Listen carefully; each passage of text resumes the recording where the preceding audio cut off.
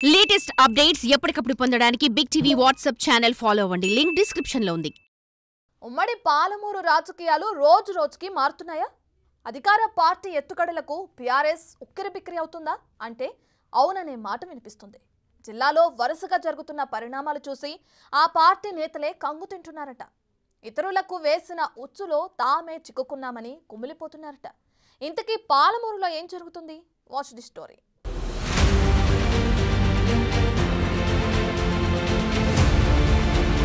ఉమ్మడి పాలమూరు జిల్లాలో వరుస ఘటనలు గులాబీ శ్రేణుల్లో గుబులు రేపుతున్నాయట.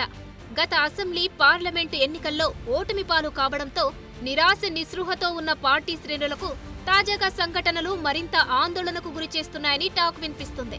తమ నాయకులు చెప్పిన తప్పులు ఒక్కొక్కటిగా బయటకు రావడంతో తమకు తీరని నష్టంగా మారుతుందని క్యాడర్ గుర్రుగా ఉందంటూ పొలిటికల్ టాక్ నడుస్తోంది. గతంలో బీఆర్ఎస్ నేతల వ్యవహార తీరే దీనికి కారణమని శ్రేణులు కూడా అసహనం వ్యక్తం చేస్తున్నారట.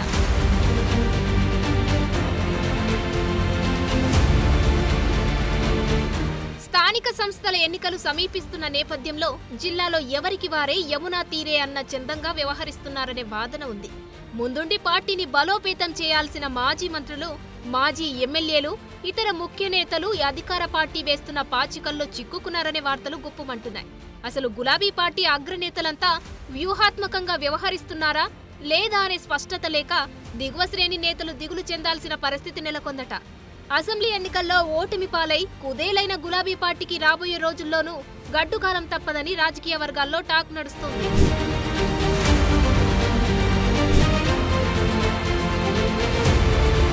జిల్లాలో జరుగుతున్న వరుస ఘటనలు రాష్ట్ర వ్యాప్త రాజకీయాల్లో చర్చకు తెరలేపుతున్నాయట.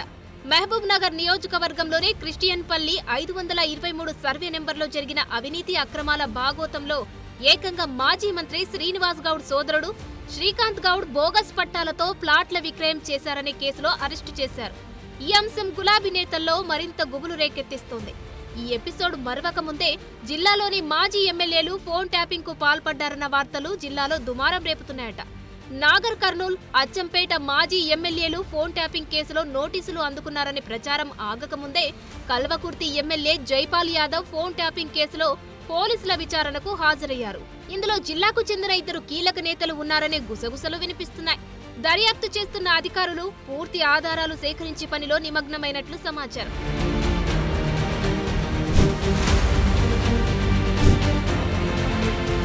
మరోవైపు కొడంగల్ నియోజకవర్గంలో అధికారులపై జరిగిన దాడులు బీఆర్ఎస్ నేతల కుట్రలతోనే జరిగాయని పోలీసులు నిర్ధారణకు వచ్చి మాజీ ఎమ్మెల్యే పట్నం నరేందర్ రెడ్డిని అరెస్టు చేశారు.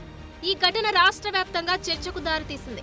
బీఆర్ఎస్ పార్టీ నేతలు అధికార పార్టీపై బురద చల్లేందుకు చేసిన ప్రయత్నం కాస్త రివర్స్ కావడం, తాము వేసిన గోతిలో తామే పడ్డామనే నేతల్లో చర్చ సాగుతుందట. ఇక అభివృద్ధిని అడ్డుకునేందుకు కొందరు దొంగమాటన చేస్తున్న రాజకీయం అంటూ కొంతమంది రైతులే బీఆర్ఎస్ పార్టీ నేతల్ని అసహించుకోవడం, ఆ పార్టీ క్యాడర్కు మింగుడు పడడం లేదనే వార్తలు గుప్పుమంటున్నాయి.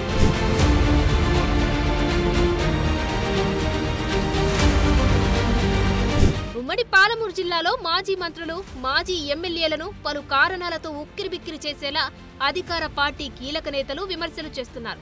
అధికారంలో ఉన్నప్పుడు వారు చేసిన తప్పులు, అవకతవకలను ఎప్పటికప్పుడు బట్టబయలు చేస్తున్నారట.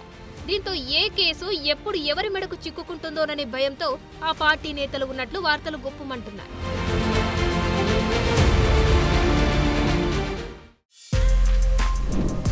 For more videos like this, subscribe Big TV channel.